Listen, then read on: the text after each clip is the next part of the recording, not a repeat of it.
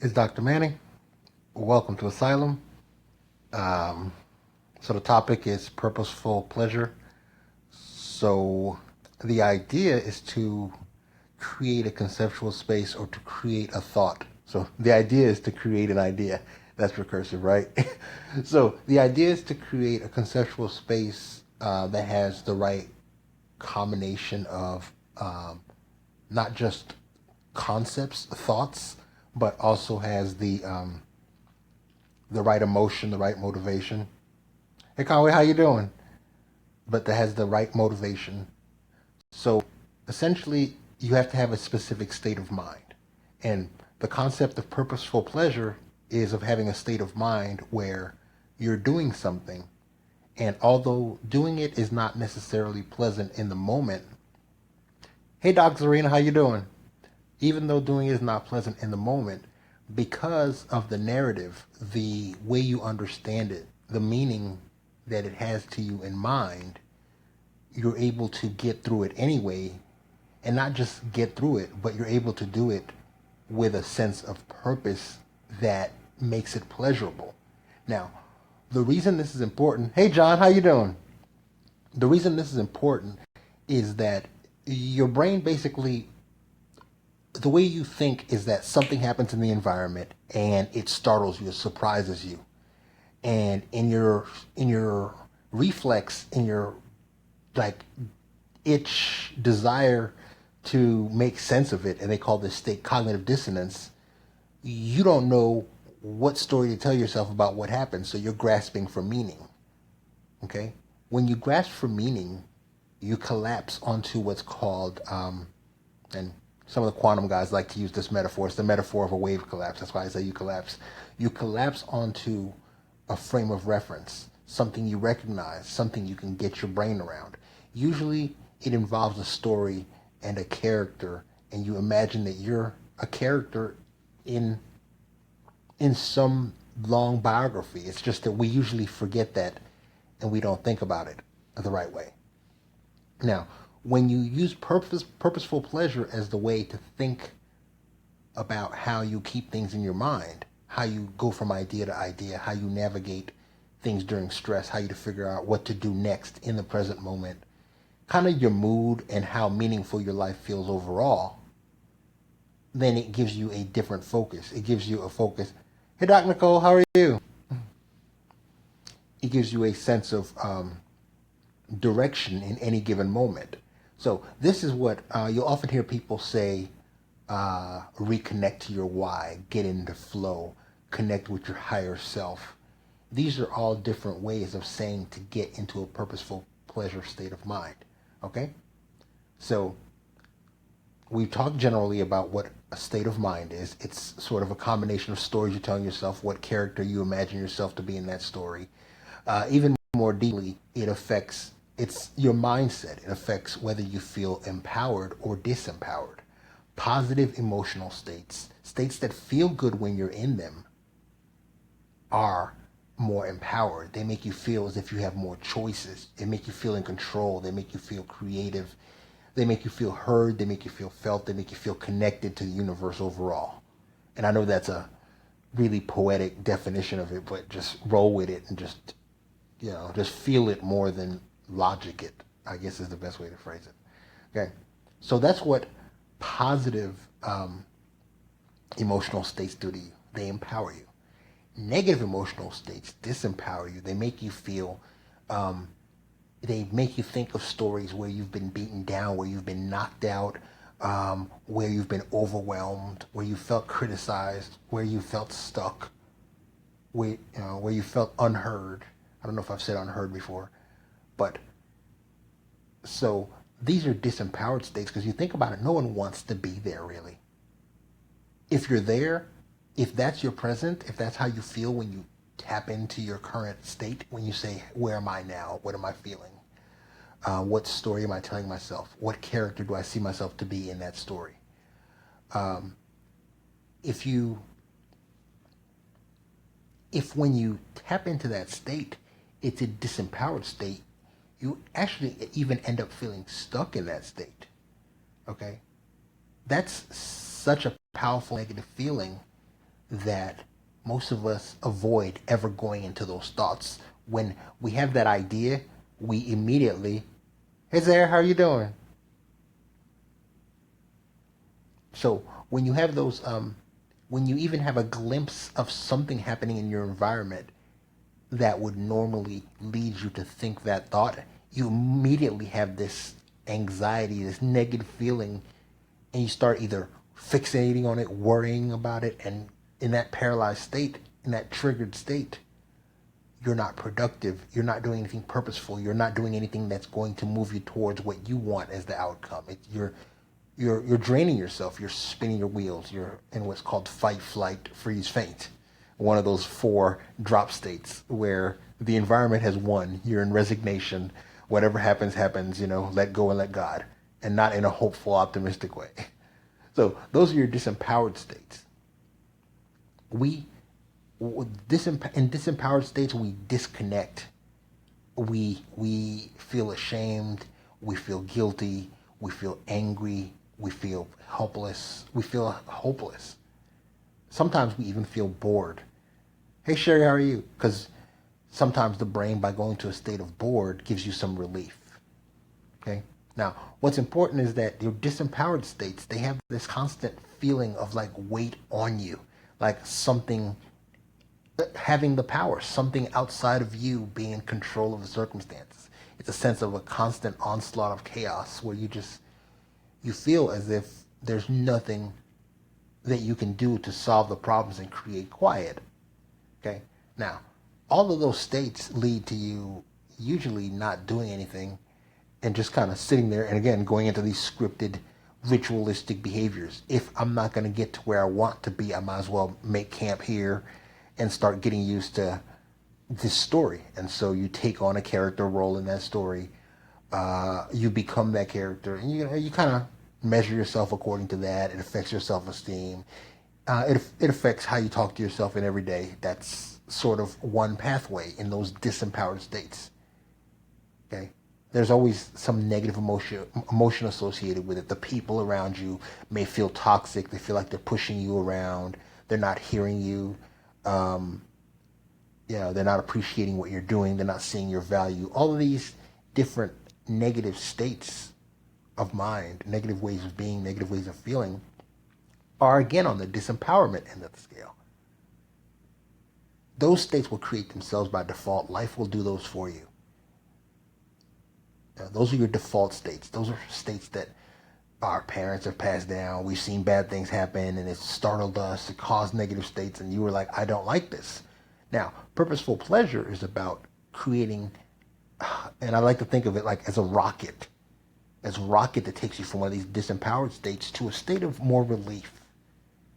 Just a state where you feel better. It doesn't have to be all the way up the ladder of consciousness to like full awareness, full optimism, full abundance, because that's a lot of stuff to think about when something's right in front of you, super stressful. But in the moment, what you do is you create a small window of meaning, like for the next 10 minutes. I get it that outside of that, the world is chaotic. But for the next 10 minutes, I'm going to find a pure, quiet pleasure in relief. And you create that relief space and you reward yourself. Your brain will reward you like, what? Because it's the fact that you chose to put on the brakes on everything that is the empowerment aspect. That's why it's called an empowering state. It's an intentional state. It's a state in which you made a choice and then your brain flips some dopamine and there's this thing called choice-induced preference. During that time, and in some of the law of attraction stuff, they call it intention segments or something. Either way, the point is that your most accessible memories in your mind are your intentions. So what you do is you enter these segments of time where you decide what you want to see as the outcome. And this is so simple that we miss it a lot of times. We overdo it. We try to set these goals that are hard to reach and measure because we imagine that we'll be disappointed by the outcome, because it's not motivating us in the big picture. Okay, so we do a harder version of this, but something as simple as a 10-minute period during which you say to yourself, and y'all, if you listen to my stuff, you know I'm heavy into the returning to breathing as a recentering tool, because I call it palate cleansing, where you return to your breath, you return to your core, and you find your north. You refocus on your center. You activate your compass, the core things that are most meaningful to you, and then you choose purposes based on your compass. The more time you spend rehearsing your compass day after day, and this is why a compass is part of your morning ritual. The more time you spend rehearsing your compass day after day, the more immediate clarity you have moment to moment. When the environment triggers something, you have an intention set so that you know what your next action is going to be. You live by intention instead of managing expectations, trying to control events. You find the pleasure, which is what most of us pursue, these pleasurable, positive feelings as if they're outside of ourselves, and we almost deem ourselves unworthy of experiencing them. And as such, when we try to create sort of our own game within the universe, within reality, we hold back on how much joy we allow ourselves to feel within this small frame of reference, within this tiny window. And that's really tragic, because this is how you grow. The growth happens through micro rewards, and those behaviors are repeated. So by rewarding yourself in these small loops, these small windows of intentional purposeful pleasure, these small present moments where you're there and you're paying attention to how you're performing, and you're hearing the feedback, and you're making the adjustments, and you're staying connected, and you're not being triggered by emotional or self-esteem drama or just whatever, into a state where it's more about your role, your identity, your sense of security, your sense of belonging. By staying in the intentional states, in states that are empowered, states that you have a sense of them being connected to your larger meaning, you're able to execute in alignment with your larger goals. You're able to get the things done that on a larger scale move your vision forward, your mission forward, such that in the end you end up, as I mentioned, you live things in this essentially this storybook memory storing. Okay, you store all this stuff, all your memories in this autobiographical memory. So the more of these memories you can intend as positive ahead of time, and along the way, hey Brian, how are you? The more of these memories that you can intend as positive ahead of time, early, and you take pleasure in the fact that you predicted them, the fact that you stuck to it, the fact that you are demonstrating a sense of mastery and creativity within the moment, within the now, like you said you would. The fact that you're keeping this internal promise, this integrity of reality, in that moment, is what makes it rewarding. The fact that you are able to know that what you're seeing in the moment happen, what you're creating or generating at that precise moment, is in alignment with your larger purpose. That's where the pleasure comes from. The ability to pull those memories back in the noise of every day, because you've rehearsed them, because you've thought about them, because you meditated on them, because you've prayed with them, because you've made them a part of your daily ritual, because you've created a sense of pleasure in imagining them, because you believe fully, you have faith that they are your outcome, because you're rehearsing them every day, because you believe them, and you trust yourself, and you wouldn't lie to yourself every day. You see how all that's all structured together. That's how we make meaning. That's how you choose actions that repeated day in and day out, moment in, moment out, in each situation by default, the ones that are part of your story, part of your identity, part of your self-definition, early, in advance. And then measuring yourself when you do something different, and then correcting course, and then making minor adjustments, and continuing to state things in a certain way, and continuing to stick around after failures. Because you've got these intentions, these segments that you've clearly defined, that as long as you keep returning to those segments day in and day out, moment in, moment out, one more time, even if it's got a history of having not worked the last 20 times, if on the 21st time you keep coming back and that's the time you get it right, the pleasure is in all that invested time. You're wired like that. So you want the clarity of the intention so that you can see it and know when you've reached it, so you don't just overdo it, so you don't go into workaholism, so you don't go into mindless droning, so you don't lose faith, so you don't lose direction, so you stay focused and you're measuring throughout the way. But along the way, you still need the emotional aspect of the why, the purpose of it.